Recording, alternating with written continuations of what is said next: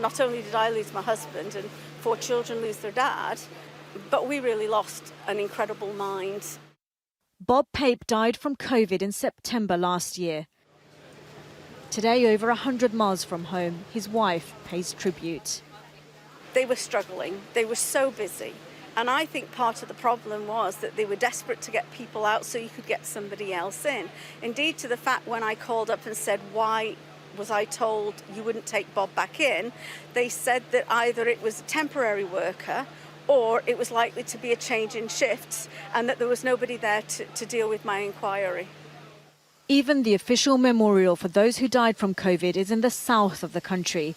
But a new report suggests it is the north that was worst hit on many fronts.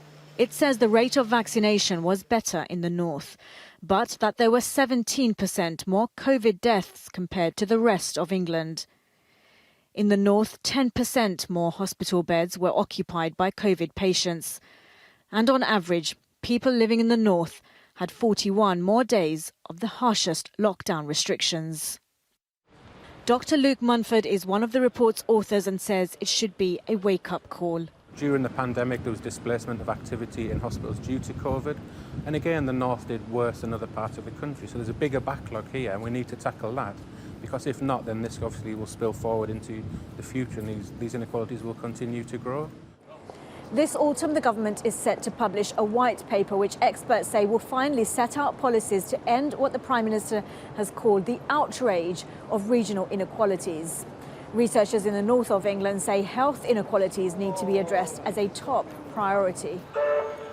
The north also had higher unemployment, and wages that were already lower than the rest of England fell further. That's our kind of contingency planning. Anna lost the venue where she used to run her wine bar. It was a new business anyway. I'd only had it for a year and a half. I was really just finding my feet, finding my stride, getting my name out there, and then, yeah, just had no choice in getting it taken away from you. It's kind of heartbreaking, really. Anna now takes wine direct to clients, but the delivery she's waiting for is from the government on its 2-year manifesto promise to level up the country.